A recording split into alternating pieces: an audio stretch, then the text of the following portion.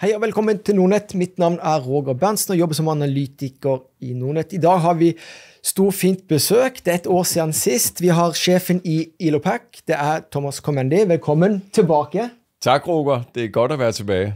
Og for det første så er det jo sådan, at det er jo artig at høre på, hvordan ting har udviklet sig. Specielt det sidste år, for det er jo et år siden du var her sidst. Det var et år siden, ja. Børsnotering af Elopak, var det tilbage i 2021? Det var juni 21. Ja. Men det er jo en traditionsrig bedrift, du leder. Det er det i hvert fald. Og dere har jo passeret, vi sa vel før vi gik i studio, Ja, 1,2 milliarder euro, så var det 14, sådan noget lignende norske, ikke? Netop, sant? Noget lignende, ja. Ja, så det betyder, at det begynder at blive en bra størrelse. Ja. Og da har du kanskje lidt mere muligheder for at vokse. Og vi skal snakke lidt om rejsen, den rejsen så langt. Jeg liker at gøre disse sendingerne over til mere sådan inspiration i tillegg. Ja. Når vi har toppledere på besøk, så ønsker vi kanskje at prøve at komme lidt under huden op på hvordan det er at lede. Og specielt i en urolig verden. Ja.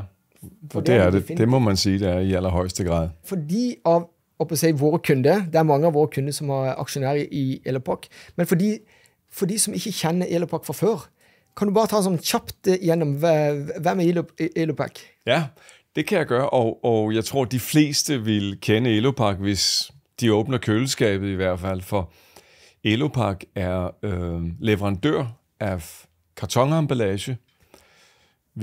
I kender os normalt i køleskabet som mælk, juice, under navnet PurePak, men vi sælger nu mere også kartonemballage til andre, hvad vi kalder flydende eller våde wet products, sådan som vaskemidler, sæbe, skyllemidler under brandname Deepak. Og det vi sælger er hele anlæg, produktion, fyldningsmaskiner, emballagemaskiner, emballagematerialet, åbningerne og alt det tekniske service omkring det, installation, service, spare parts osv. osv. Så vi leverer til kunder, mejerier, juicefabrikker, vaskemiddelproducenter for emballage, som erstatter plast. Det vi kalder sustainable packaging.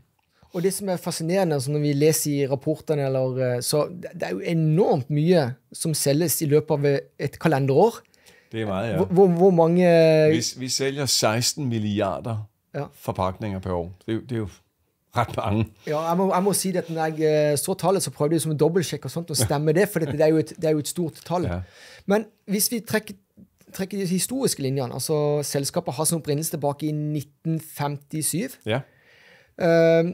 Men er det nogen, hvad vil du sige, nu var jo ikke du med i den tid, men hvis du ser på historien, er det nogen epoke, er det en periode der, som er sådan vært veldig vigtig for Elopak? Ja, altså der har jo været perioder, hvor, som i alle selskaber, hvor man ligesom, kan man sige, gør nogle kvantespring. Og det har vi jo også gjort igennem historien, når vi startede... Ordet Elopak betyder jo egentlig European License of PurePak. Fordi selve emballagen, som vi kender, PurePak-emballagen, stammer jo oprindeligt fra USA.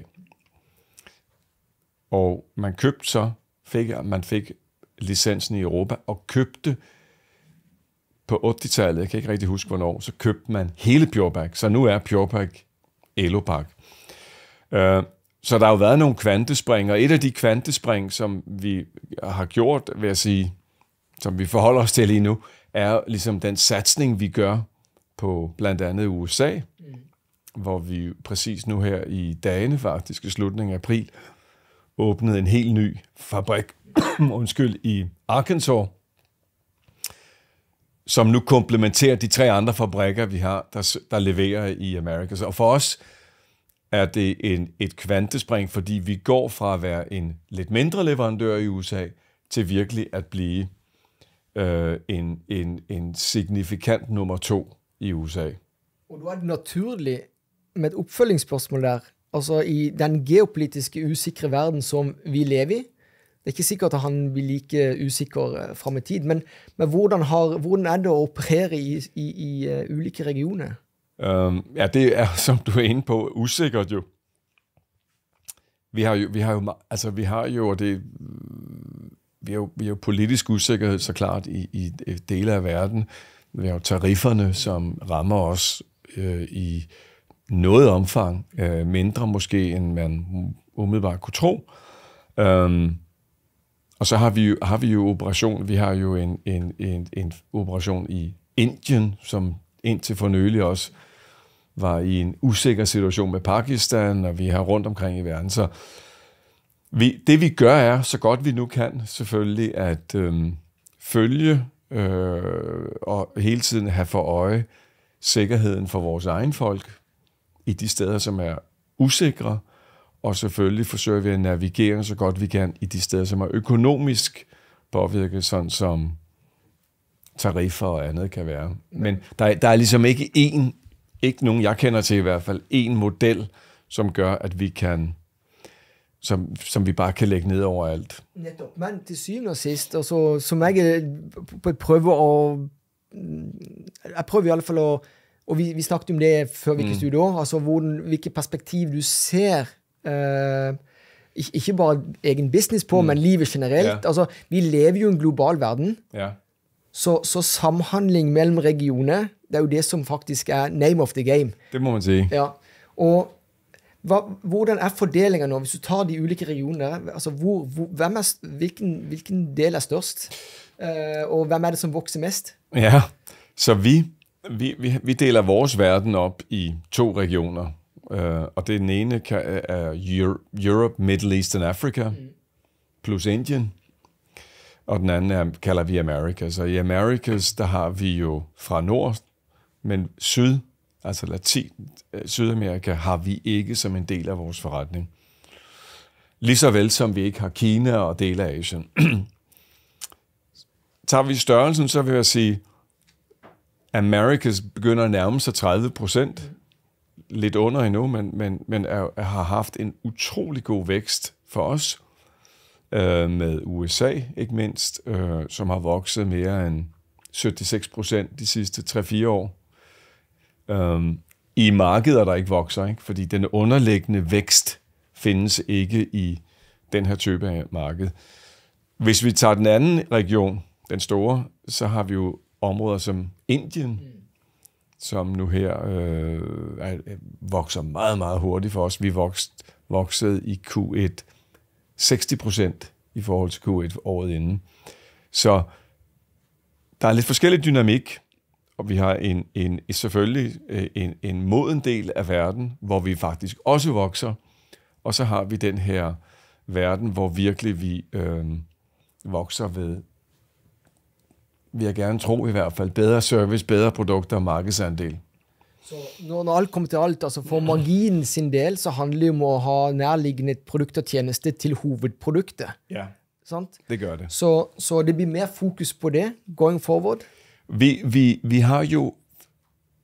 Vi havde en kapitalmarkedsdag sidste år, hvor vi præsenterede en ny strategi, kaldt en opdateret strategi, som er en strategi om, hvordan vi faktisk dobler selskabets størrelse.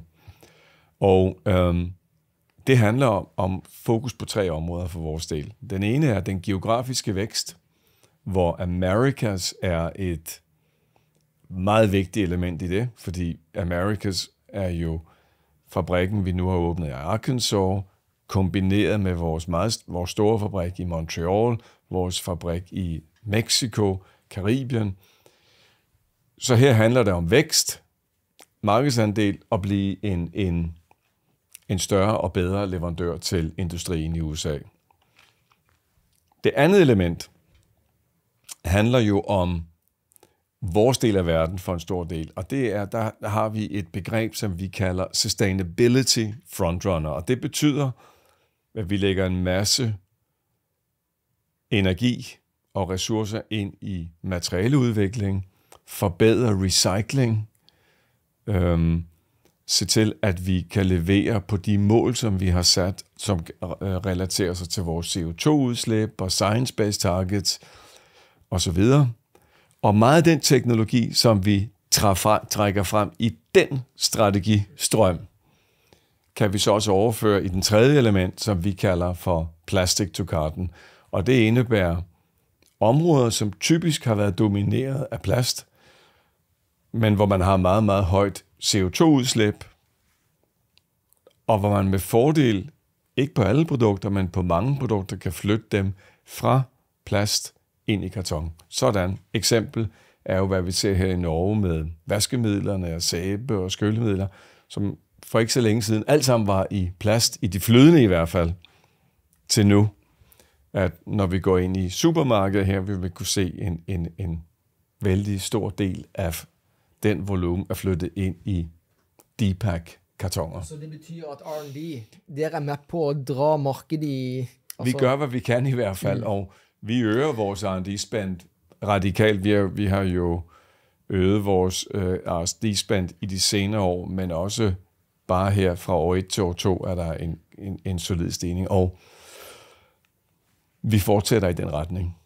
For meg som har et veldig forkjærlighet for Warren Buffett, det har vi jo snakket om før vi gikk i studio, han derimot har blitt godt lært opp av en som heter Philip Fisher, og da er det sånn, det er ikke så mange spørsmål du skal trenge å stille til en toppsjef eller til et selskap generelt, for å finne ut om de har det i seg for å levere både til aksjonærer og til samfunnet.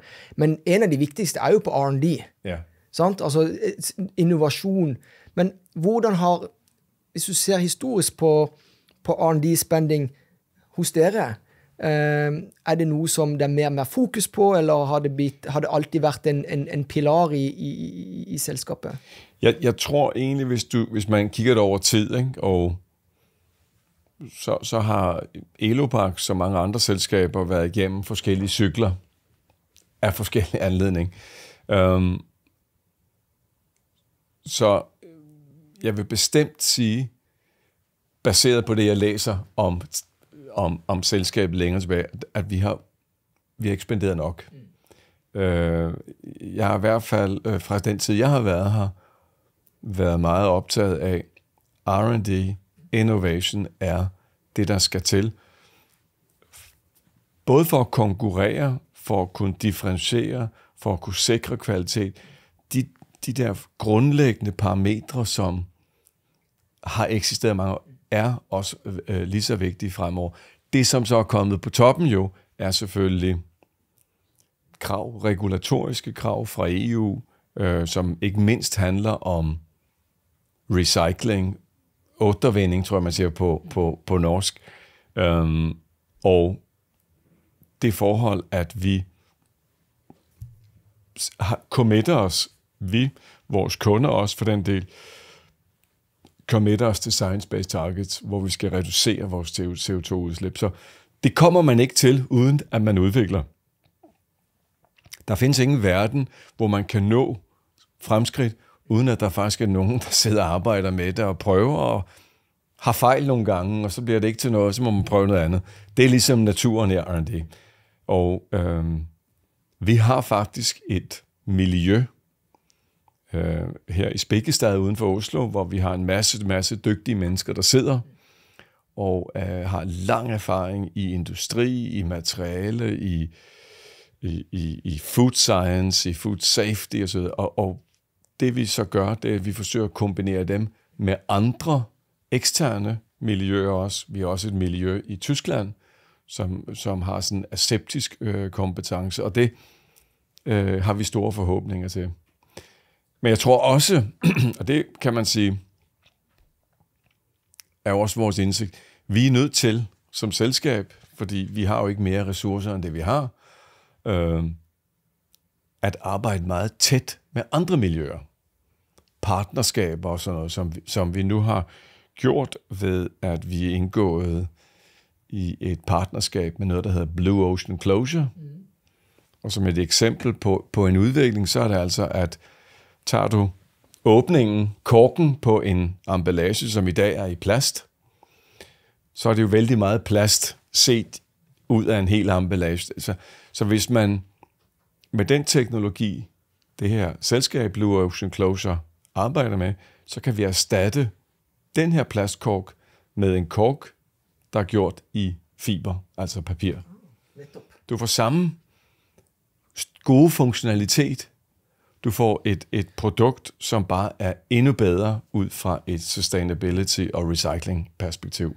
Du har lyst til å tilte litt ut av hovedsporet her, fordi at du var jo inne på noe vesentlig. Altså, alt handler jo om hvilken styrke en har som selskap, altså størrelse i dag. Ja. Sette det i perspektiv. Og da er det jo klart at dette her med collaboration, altså samarbeid, dele kunnskap, er jo kanskje litt nøkkelen i den fasen. Det er klart at kommer du opp på nivå med disse store, virkelig gigantene i ulike sektorer, så bestemmer de basically alt selv. Men hvordan vil du si det at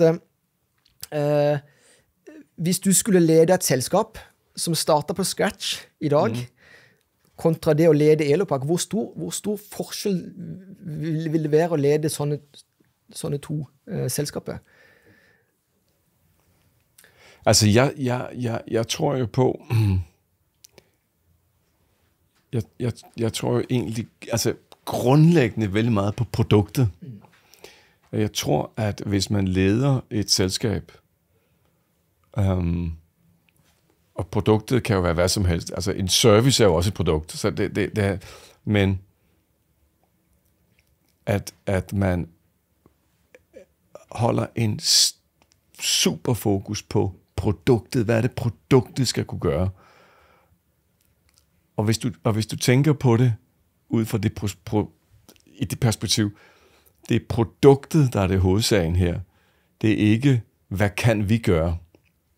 Så tror jeg, at man vil få også i små selskaber, en fokus, som er meget mere, udfaldsorienteret, end den lidt mere introverte stil, man siger, hvad kan vi gøre med vores ressourcer? Jeg tror, små selskaber, selvfølgelig med den begrænsning, der nu er med ressourcer, kan komme frem med fantastiske produkter, og kan finde modeller til at komme til de produkter, simpelthen ved en passion for produktet. Den her produktpassion, tror jeg, er nøglen i innovation. De bedste selskaber, og det talte du og jeg også om Roger lidt inden, det er jo altid selskaber, som har passion i produkt. Vi skal kunne det her bedre end nogen anden. Vi skal have et kvalitetsprodukt. Vi skal levere noget, som har nogle karakteristika, som er unikke og gode, og som er baseret på en insight i en industri, altså en måde at se, enten så løser det et eller andet problem for en kunde, en konsument, en kunde, hvem som helst, men der er en problemløsning, som relaterer sig til et produkt. Jeg tror, at det kan man egentlig lige så vel gøre i små som store virksomheder. Og de største selskapene der ute, de er jo startet de fleste er faktisk startet i det perspektivet. Ja. Kanskje det drøyeste eksemplet er jo Apple. Altså hvor fokuset... Altid et godt eksempel. Ja, altså, det er jo et ultimat eksempel, vil jeg si. Altså hvor at du på godt og vondt har det tid å komme opp, men altså, du må ha fokus på produktet eller tjenesten, og gjøre noe for kunden længere frem i tid. Et andet faktisk, jeg hørte sådan en podcast her forleden, som også er et godt eksempel på en unik obsession næsten med produkt, er Dyson. Netop. Dyson støvsugeren. I know. 513 prototyper, inden man var klar. Det var altså overvis om. 513. Ja. Hvad var det, man ville løse? Man ville løse problemet, at det at bytte en støvsugerpose er besværligt, fordi man ikke har dem hjemme og så videre. Hvorfor finder vi ikke et system, hvor man ikke behøver? Du, jeg har lyst til å hoppe tilbake på det India-sporet. Ja. Så en av fordelene med å ha mange forskjellige toppledere i studio, som driver ulike industrier, så det er jo mitt inntrykk, det er mange piler som peker mot India. Og hvordan, altså hvis du tenker endringer, altså i alle fall i den tollproblematikken som verden har i dag, så virker det jo stadig mer sannsynlig at det er flere som vil gjøre handel med India. For India er jo i utgangspunktet ikke en sånn stor del av verdensøkonomien. Nej. Men de er jo gigant i antall. Ja. Så markedet... Har du sett noen store sånn step changes fra indisk perspektiv? Er det lettere å gjøre business i India i dag enn det var kanskje for bare 5-10 år siden? Det tror jeg, det er. Det tror jeg, det er. Lettere betyder ikke let. Nej. Det er en relativ betragtning. Jeg tror, det er enklere. Jeg tror bare også, at man skal have respekt for, at det er meget, meget, meget, meget anderledes. Det er meget stort. Vi skandinaver er jo en lille bitte del af verden, og det vi har valgt på Elopak, det er jo at finde en partner i Indien, apropos partnerskaber, som kan hjælpe os, og som vi kan samarbejde med, som vi har en strategisk, hvad vi kalder strategisk alignment med. Det handler jo meget om værdier, selvfølgelig, når det er lidt længere væk. Og med dem udvikler vi Indien. De kan meget om Indien, de kan industri, de kan kundegrupper osv. Og vi kan en hel del om produkter, vi kan en hel del om produktion af den type af materiale, som man gør, og vi kombinerer så vores kompetencer her. Jeg tror, det er i gamle tid, når man skulle til Indien, så var det et krav, det er et joint venture. I vores verden har det været drevet af et ønske om at finde nogen, som vi kan arbejde tæt sammen med. Ikke betinget af, at man skal. Det tror jeg er en stor forskel, at når man har systemer, som siger, om I skal ind i det her land, så skal I have en joint venture partner, så bliver det jo til ofte et navn bare. Det bliver, okay, så har vi en eller anden, vi skriver på, og så er det fint. Vi har faktisk en, som vi arbejder meget tæt sammen med, og som er helt afgørende for den udvikling og succes, som vi kommer at få i Indien. Jeg tror, der er meget, der er sket i Indien. Derudover så er der jo en helt del store indiske konkurrenter også. Ja, absolut, men der er det jo udgangspunktet er vel da i forhold til demografi, altså en ung befolkning, de vil op og frem. Så... I vores verden, som jeg sagde, vi er vokset 60% i Indien og på et kvartal. Og det er efter konstant vækst, siden vi etablerede det her joint venture i, jeg tror det var i 2022, vi åbnede, så det er nyt jo. Vi udvidede kapaciteten i Indien igen sidste år. Vi producerer fremad i år, kommer vi også introducere på markedet, og så producere PurePak-kartoner. Så en større produktportefølje, og det er jo alt sammen, fordi der er en underliggende efterspørgsel i Indien, som er enorm. Det er verdens største mælkemarked med en stor marginal. Og derudover, så er de vældig mange mennesker også jo, ikke? Så Indien er super spændende i de fleste industrier, vil jeg tro. Man er meget konkurrencefyldt, og dermed typisk områder, hvor man bliver fascineret af størrelse, men hvor man skal være lidt mere om sig for at faktisk at tjene pengene der også, fordi det er meget konkurrenceudsat. Det er tøff konkurrence, men det er jo også, hvad skal jeg nu sige, at det er den kulturelle, altså den vigtigheden av kulturell forståelse, og det er vel en kjent greie at de er jo indere er vel også pragmatiske. De kan være med på at lage, i hvert fald når du hører retorikken på det store politikken, så virker det som at altså, pragmatismen altså prøver at finde frem til løsninger. Det tror jeg også, det er. Det oplever jeg egentlig også der, men det er jo også, og det skal man jo have respekt for, når man kommer til de her, egentlig på en måde til alle lande, men også nogle store lande. Det handler ikke om, at vi skal fortælle dem, hvordan de skal gøre ting hele tiden. Det bliver fejl jo. Det er store organisationer, det er store lande, det er store samfund, som har masser af kompetencer også selv. Så det handler jo om at finde den vej, som passer dem, og som passer os. Og det er nemlig pragmatik fra begge sider. Vi kommer ikke for at missionere jo. Det er ikke tanken. Nettopp, for til syvende og sidst så må det være en økonomi i bånd i alt den gjør, og det er jo en win-win-relasjon. Men det er jo du kan jo sette den kinesiske økonomiens ekstreme vekst bare på de siste 25 årene, og så sette det i perspektiv. Det går fort når ting begynner å akselerere også, hvis det settes i riktig system. Det er jo lidt forskellige modeller. Ja, lidt modeller, det er lidt lettere for Kina, fordi de har jo en centralstyring, så det bliver jo sådan en beslutning, nu gør vi følgende, og så sker det. Indien er jo et demokrati. Men det er det vel mye, det er vel mye språk, det er vel mye, for å si språk, problematikk også. Alle snakker vel ikke samme språk heller der. Nej, absolut ikke. Så det er lidt mere komplekst. Men du ved, det er jo så absurd at tænke sig næsten, at vi taler om dem som et land.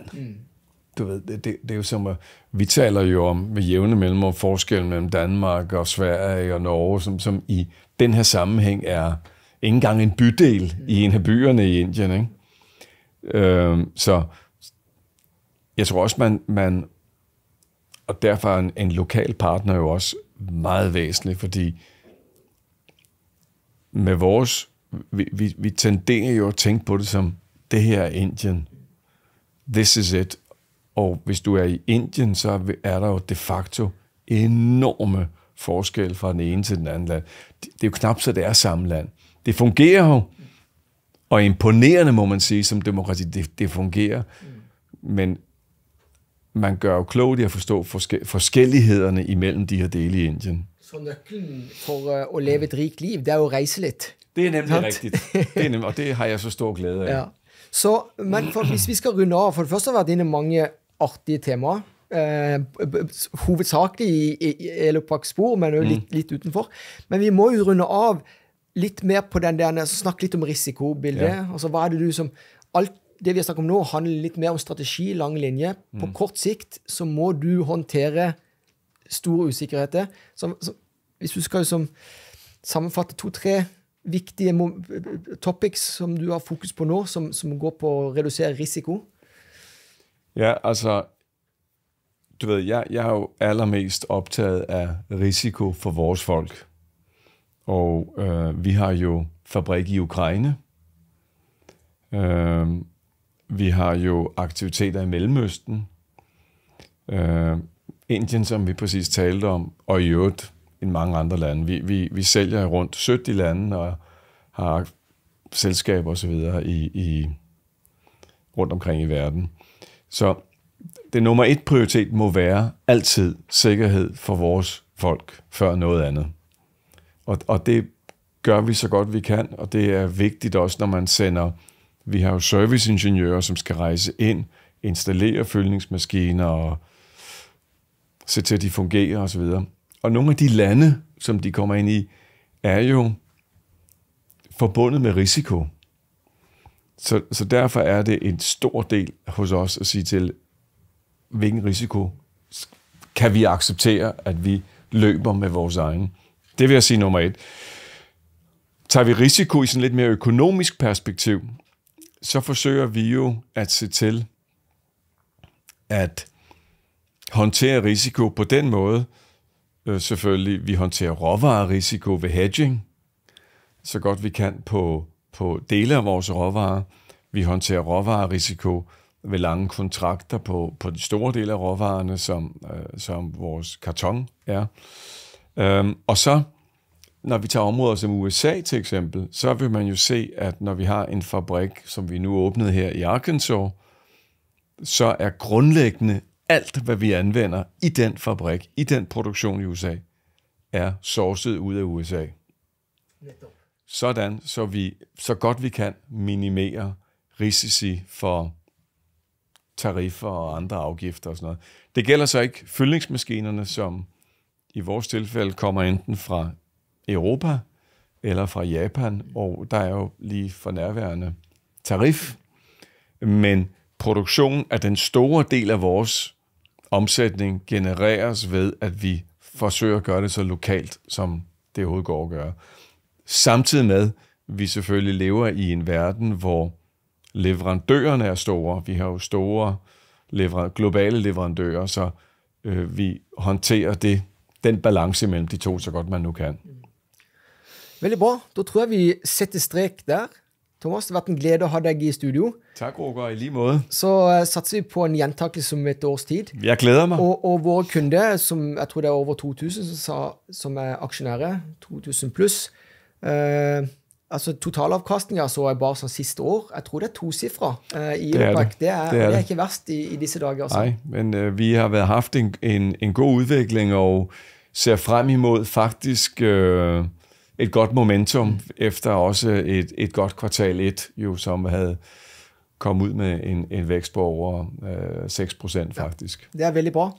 Så setter vi strek der. Yes. Takk for dere. Tak. Både så og lytter på. Ha det bra. Det er viktig å understreke at denne sesjonen ikke under noen omstendigheter skal oppfattes som investeringsråd. Vårt mål er utelukkende å bli bedre kjent med det aktuelle selskapet og øke forståelsen av bransjen de opererer i. Investeringer i aksjer og andre verdipapirer innebærer risiko.